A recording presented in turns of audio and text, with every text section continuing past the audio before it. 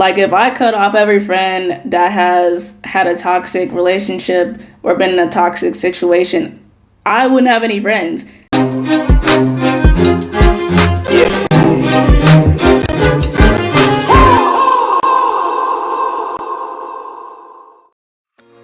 Hey guys, Doc Jellybean here. So as you can see, today we're going to be discussing cutoff culture. And as we know, nowadays cutoff culture is like really big, with special thanks to social media especially. You can see tons of people on TikTok and Instagram talking about, oh, you should block your ex, or you need to ghost your friends, and just giving red flags upon red flags and just really just shoving it down your throat. And because this is like all we're seeing on social media, it's really making people like focus on the smallest and most minor of flaws in people and view it as criminal and unforgivable. If your partner didn't buy you a Valentine's Day gift, they don't love you. If your family member is abusive, you cut them off. If your friend didn't wish you happy birthday, they're fake. And of course, some of these situations are actually really valid. Like if you're being abused in some sort of way, of course you're gonna cut people off. Like that's a threat to your entire existence. And like a lot of things nowadays in social media, as far as trends, they're getting out of hand, they're going too far, and ultimately it's gonna do more damage than good. Now, before I get into all the fun stuff, let's rewind and really look at the fact that cutoff culture isn't new, of course. It's just been called different things throughout the ages. But it seems more in the past to be used for ending romantic relationships from any reasons like money and status to just because you can. But now it's not just affecting like romantic relationships. Now it's starting to affect relationships that you have with people that are close to you in any sort of way. And actually, as usual, I came across a TikTok video, which is really what made me do this video that I'm gonna show you guys and watch with you. Do y'all think it's too harsh to cut off a friend because of their romantic partner? Because I've done it a few times and I think it's 100% valid. You know how they say you are who you hang out with? You 1000% are who you sleep with. And I find it interesting when I meet women who are just so ambitious and smart and funny and cool and all the good things, and then their boyfriend is literally just a nuisance, a bum, a menace. And this can go for the other way around too. It's not just a women and men thing or whatever, but I just feel like I also don't want to be in a place where I'm feeling annoyed whenever your partner comes around, or I don't want to hang out with you and your partner because he's just not a good person to be around. I also think sometimes a lot of people self-sabotage with their partners because they can be on this like uphill climb and then they meet somebody that just tanks both of them. I had a friend years ago who was just an amazing person, super smart, had all these things going. And she would constantly date just bums, men who were terrible, abusive, just terrible. And I almost feel like it was a way of self-sabotaging for her because maybe she didn't feel like she deserved to have the things that she had. So she would kind of date these guys who would kind of bring her down to a certain level where she felt comfortable. But in the midst of her meeting these men, she lost her scholarship. She stopped going to school. She couldn't keep a job. She lost her car. And I couldn't do it. I had to end up cutting her off because even my advice was not being heard. It was just like in one ear out the other. So as I'm growing and getting older and meeting new people, I definitely judge them by their partner as well. And I feel like that's 100% valid.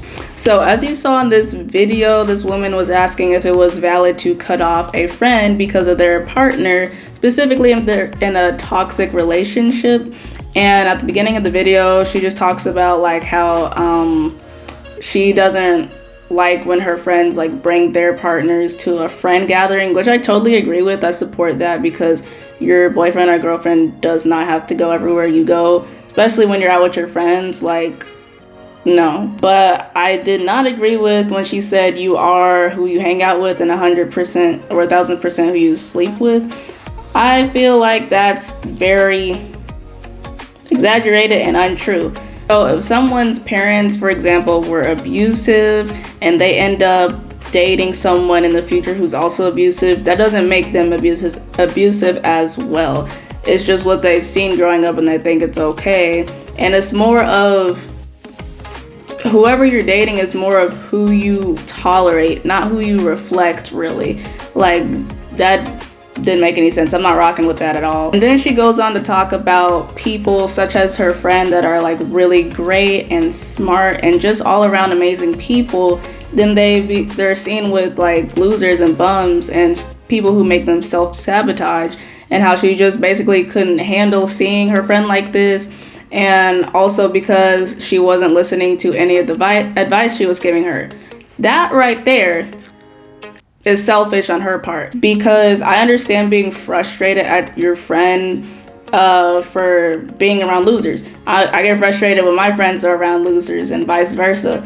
And it's just sort of like, you have a right to be frustrated, but you don't have a right to be frustrated if they're not listening to you. It's almost like you're punishing your friend for going against this perfect image of them you have of them in your head. It's like, just because they're such an amazing person doesn't mean they're gonna be dating an equally amazing person. Otherwise, the dating game would not be all that bad. Like, it'd be so much easier, especially among this age group. Like, the dating game sucks.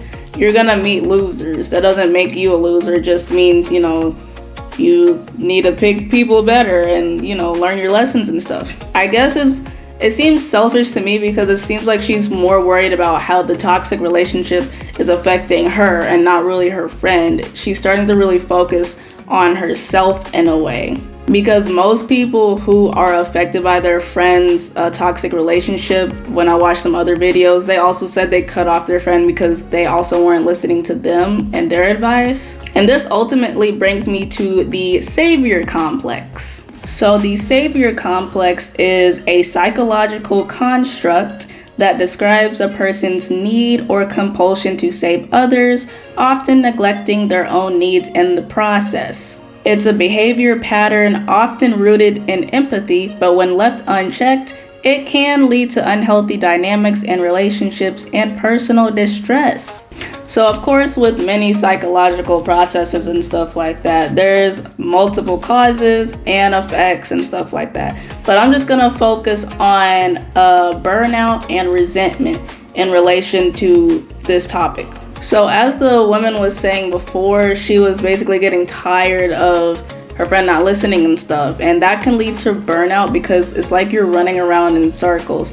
So your friend comes to you for help, you give advice, they defend their partner, and then come back crying to you. And it's like a repeating cycle. It's like you're just watching your friend continuously suffer. And that takes up a lot of emotional space on your part. And then you'll eventually start feeling resentful because you're given these top-notch, high-quality therapist services and nothing to show for it. Like, unlike real therapists, you're not getting paid for your counseling. But realistically, you are the one who's draining yourself out because you're making it your problem to fix instead of leaving your friend to do it on her or his own. And in your head, it's like you are trying to save your friend, but really you're just trying to save your friend because of how it's affecting you. You see what I'm saying? So then you're gonna start being like, oh, I guess my advice wasn't good enough, and oh, I guess my efforts are so unappreciated. And as someone who has been on both sides of this type of situation, being the friend who's been in a toxic situation or the friend giving advice,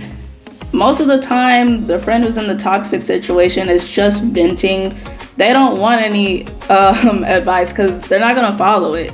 And they're always aware that their situation is toxic, and they haven't left because it's sort of like a codependency type of thing going on. Therefore, they're not just gonna listen and leave. If it was that easy, they would have done it already.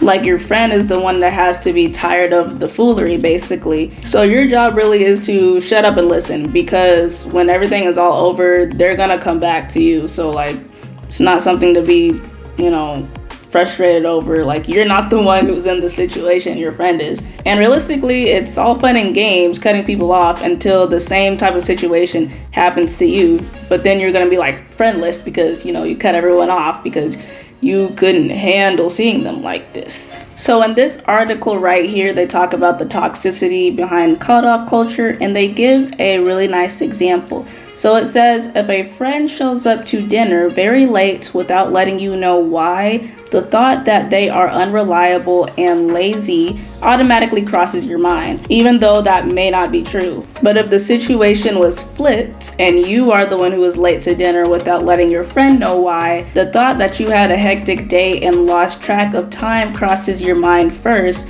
before anything about your character does. So I really love this example because it really puts into perspective how it is if you continuously do cutoff culture. So it's like as you encounter more people, you'll find it much harder to connect with them because you'll convince yourself that you are never in the wrong.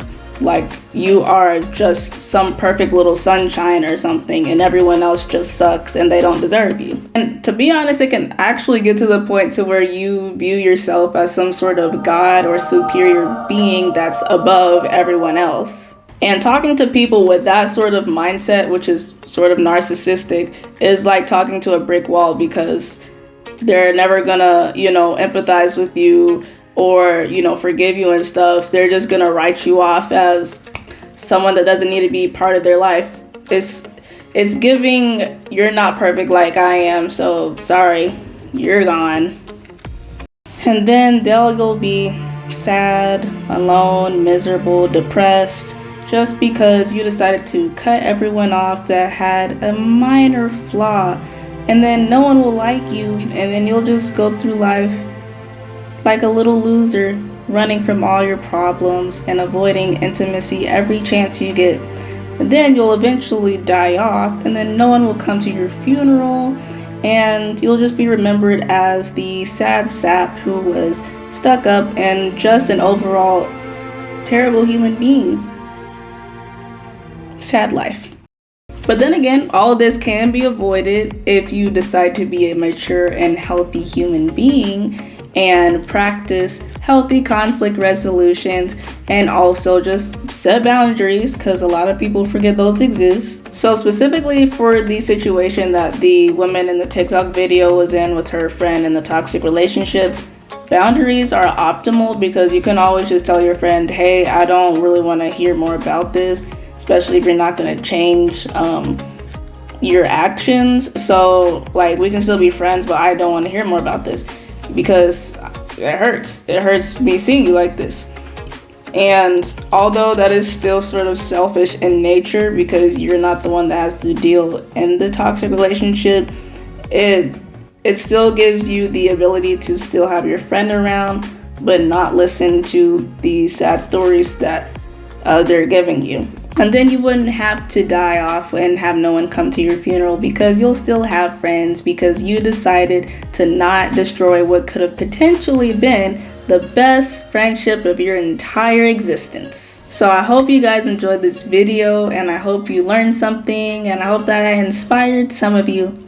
But anyways, have an awesome day and don't cut off your friends just for funsies.